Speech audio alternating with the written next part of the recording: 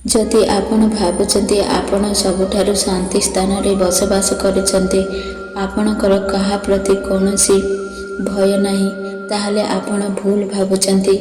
आजिकाली दुनिया रे एमिति लोक अछंती जेउ माने आपणकर इनफॉरमेशन यूज करी आपणको व्यवहार करि पारंती। आउ मध्य निज विषय रे बेसी इनफॉरमेशन देवा द्वारा आपणकर क्षति मध्य होई पारे। तेणु आसंतु आजिर वीडियो माध्यम रे एमिति 7टी पॉइंट विषय जानिबा जहाँकि केबे काहाको शेयर करिबा उचित नुहे। पॉइंट नंबर 1, आपणक इनकम विषय केबे काहाको कहंतु नाही। एहा 2टी कारण जोगु होई पारे। प्रथमटी, जदि आपण कम पैसा रोजगार करती तेबे लोके आपणको बोका किंबा दुर्बल भावी पारंती।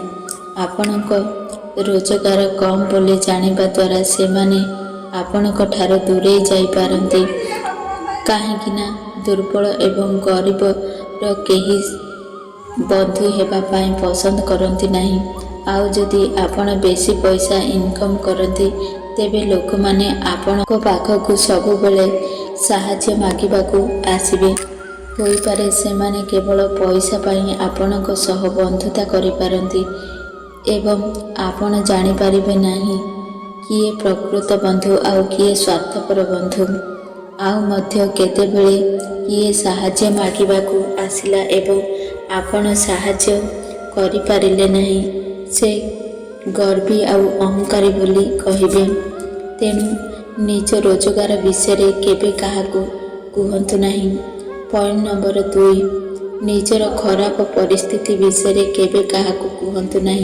आपणकर खराब परिस्थिति देखि लोक माने आपणक ठारो दूरे जाई पारंती।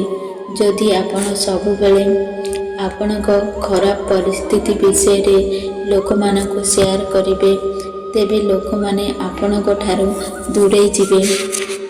जेते बेले आपणकु देखिबे कहिबे, आरे ये तो पुणी आसीगला। एहा छड़ा आउ किछि लोक आपणकर असुविधार फायदा मध्य उठाई पारिबे। आपणक पैसार निहाती दरकार कारण कम पैसा दे तांक कामर लाभ उठाई पारंती। सेथिपाई खराब परिस्थिति रे सबु बेले दूरे रुहंतु। पॉइंट नंबर 3, आपणक सहित कौन घटी जाइछि एवं भविष्यत रे कौन करिबाकू चाहुचंती ताहा काहाकू केबे कहंतु नाही। केबे आपणक सहित एमिति मध्य होई पारे, आपण अतीत रे करिथिबा भूल बा गुप्त कथा आपण सांघकू कहि देइछंती। जदि कौनसी कारणरू आपणकर से सांघ मध्यरे फाट सृष्टि हेला, से आपणकर सबु गुप्त कथा आपणक शत्रुकू कहिदेव। एमिति आम समस्तंक सहित होइथाए। जदि निजर भूलकू समस्तंकू कहिबारे लागिबे तेबे सेमाने आपणकू सही परि व्यवहार करिबाकू लागे। आपण आपणक फ्यूचर प्लान विषय मध्य केबे काहाकू कहंतु नहीं, काहेकि ना आपणक फ्यूचर प्लान विषय जानिबा द्वारा कहार फायदा होई न थाए। सेमाने आपणक कथाकू सेते गुरुत्व देबे नहीं। आउ जदि मध्य आपण सेथिरे विफल हेबे ताहले तेबे लोक माने आपणकू परिहास करि पारंती। सेमानकू लागिबो जे आपण केवल बड़ बड़ कथा कहूथिबा मनीषटिए, को कामकू नुह। सेथिपाई एही सब कथा निज भितरे सीमित रखंतु आउ निज भूलरू शिखी आगकू बढ़ंतु। पॉइंट नंबर 4, घर कथा केबे काहाकू कहंतु नहीं। रामायण रे सुनिछि जे विभीषण रामकू साहाय्य करिबा द्वारा रावण निहत होइथिला। तेणु विभीषण को गोटे भल चरित्र रूप रे देखि आसुछु, तथापि कौनसी लोक तांको पिलांको नाम विभीषण रखंती नहीं। उलटा से नाँ को समस्ते निंदा करती। तेणु घर कथा घर मध्यरे सीमित रखंतु। जदि आपणक घर कथा समस्तक आखरे कहउचंती ताहले आपण आपणक घर सहित बेईमानी करुचंती एवं धक्का मध्य देउचंती। तेणु निज घर कथा केबे काहाकू कहंतु नहीं। ପଏଣ୍ଟ ନମ୍ବର 5, ଆପଣଙ୍କର ଦୁର୍ବଳତା ଓ ଆପଣଙ୍କ ବଳ ବିଷୟରେ କେବେ କାହାକୁ କୁହନ୍ତୁ ନାହିଁ। ଏହା କହିବା ଦ୍ୱାରା ଯେଉଁମାନଙ୍କୁ ଆପଣଙ୍କ ଦୁର୍ବଳତା ବିଷୟରେ ଜଣାଅଛି ସେମାନେ ଏହାର ଫାଇଦା ଉଠାଇବେ। ଧରନ୍ତୁ କୌଣସି କାରଣରୁ ଆପଣଙ୍କ ସାଙ୍ଗ ସହିତ ହଠାତ୍ ଝଗଡ଼ା ହୋଇଗଲା, ତେବେ ସେ ଜାଣିଥାଏ ଆପଣଙ୍କ କେଉଁଠିକି କ୍ଷତି ପହଞ୍ଚାଇବ। ତେଣୁ କେବେ କାହା ଉପରେ ବେଶୀ ଭରସା କରି ସବୁ କଥା ଖୋଲି କୁହନ୍ତୁ ନାହିଁ। ପଏଣ୍ଟ ନମ୍ବର 6, କିଏ ଆପଣଙ୍କର ବନ୍ଧୁ ଆଉ କିଏ ଆପଣଙ୍କର ଶତ୍ରୁ ତାହା କାହାକୁ ଜଣାନ୍ତୁ ନାହିଁ, କାରଣ ବନ୍ଧୁ ଏବଂ ଶତ୍ରୁ ଆପଣଙ୍କର ବଳ ଏବଂ ଦୁର୍ବଳତା ହୋଇପାରନ୍ତି।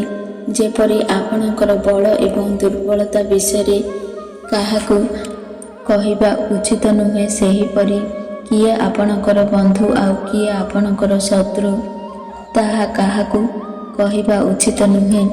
ଯେତେବେଳେ ଆପଣଙ୍କ ଶତ୍ରୁକୁ ଜଣାପଡ଼ିବ କିଏ ଆପଣଙ୍କ ବନ୍ଧୁ, ପ୍ରଥମେ ସେ ତୁମ ବନ୍ଧୁକୁ ହିଁ ଇଆଡ଼ୁ ସିଆଡ଼ୁ କରି ଭଡ଼କାଇବ।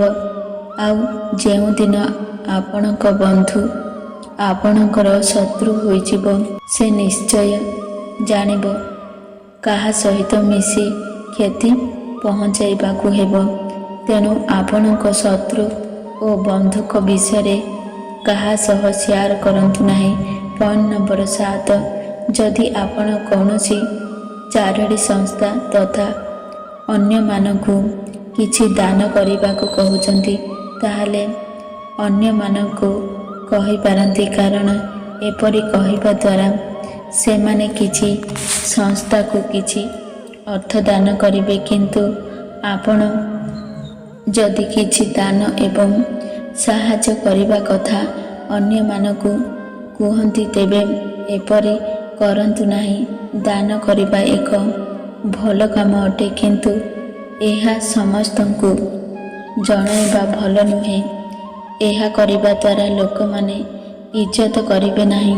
ଦର୍ଶକ ବନ୍ଧୁ, ଏହି 7ଟି ପଏଣ୍ଟ କେବେ କାହାକୁ କହିବେ ନାହିଁ। ଆପଣଙ୍କର ଯେତେ ବି ଖରାପ ପରିସ୍ଥିତି ଆସୁନା କାହିଁକି, ଏହି 7ଟି ପଏଣ୍ଟକୁ ଗୁପ୍ତ ରଖିବେ। ଦର୍ଶକ ବନ୍ଧୁ, ଯଦି ମୋ ଭିଡ଼ିଓ ଆପଣଙ୍କୁ ପସନ୍ଦ ଆସେ ତାହେଲେ ଭିଡ଼ିଓକୁ ଗୋଟିଏ ଲାଇକ୍ କରିବେ ଏବଂ ଆମ ଚ୍ୟାନେଲକୁ ସବସ୍କ୍ରାଇବ୍ କରିବେ ଏବଂ ସାଙ୍ଗମାନଙ୍କୁ ଅଧିକରୁ ଅଧିକ ସେୟାର କରିବେ ଏହିଭଳି ମୋଟିଭେସନ୍ ଭିଡ଼ିଓ ଦେଖିବା ପାଇଁ। ଜୟ ଜଗନ୍ନାଥ।